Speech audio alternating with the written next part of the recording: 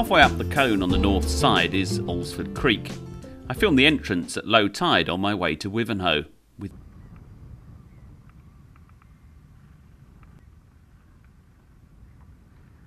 What are you guys waiting for?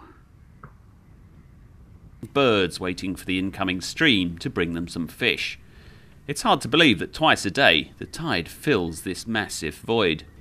The creek, though, is a ditch crawler's delight, one of those Essex gems that no passing sailor should ignore, unless of course they're one of those poor afflicted individuals who own 40-foot French-built plastic lozenges with 2 bathrooms, a widescreen TV and a keel 8 foot deep, that is.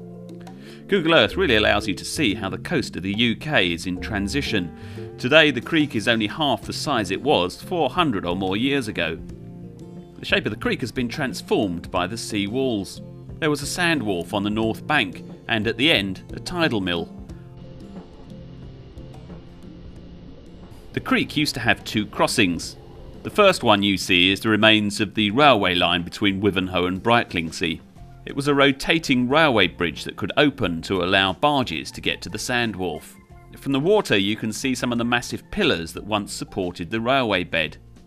It was always known locally as the Crab and Winkle and was built in 1866. Killed off a century later when Beeching decided that the Austin Allegro was a better form of transport than a train.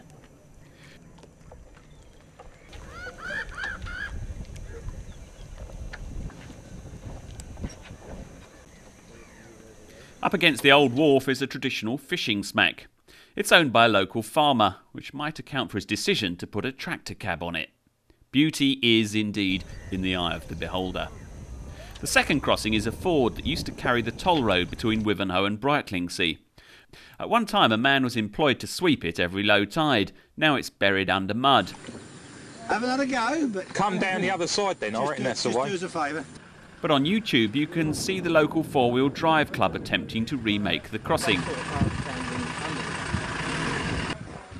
Initially they failed, but with the sort of spirit that makes me proud to be British, they came back with a snowplough and made it through. Mad buggers of course, but I have a sneaking admiration for their diligence and for their willingness to spend hours cleaning Essex mud off their vehicles. As you work your way up the creek, the moorings start to peter out.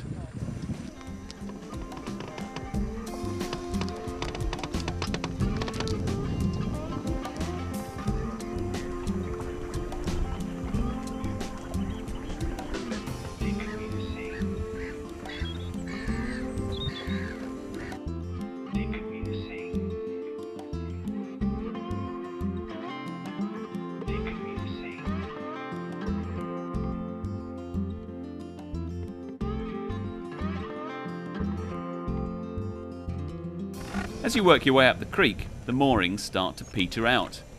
You pass a half-sunk powerboat, which bothers me not at all, good riddance, and a wonderful wooden sculling boat.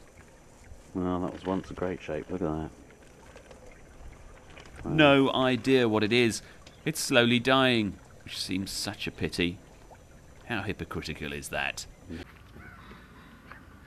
What could possibly be nicer than this?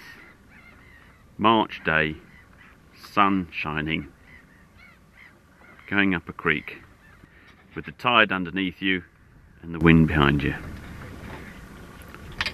Fantastic. Occasionally people ask me about the catering arrangements on my boat. Well, there, lunch. Cheap beer, pork pie, mustard. Google Earth reveals just how the creek once was. Man has been nipping away at it for centuries. There's another disused wharf on the starboard side.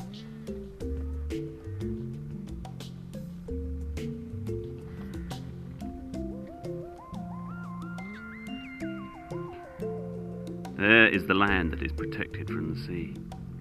Wow.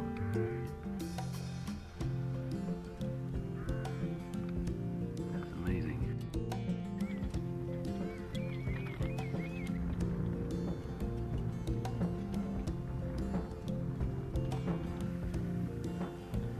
I'm guessing a bit with where the channel goes. I assume it goes down the reasonably clear bit. This echo sounder says I've still got 6 feet underneath me, but I mean the weeds are just there.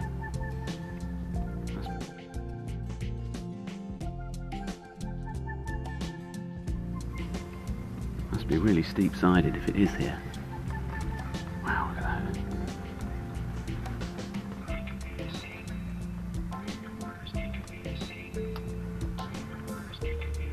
Wow. Well done, God.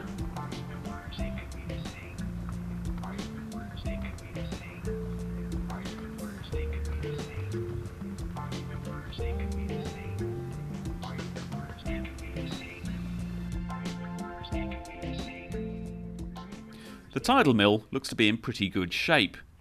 Why are these things not put back to work producing electricity? Makes no sense to me. So if you do visit the Colne, spare an hour or two for Alresford Creek, you won't be sorry. Of course, if you own that 40-footer, you'll have to go up it in your dinghy. Tough. Time to sell that lozenge and buy a proper boat, like mine.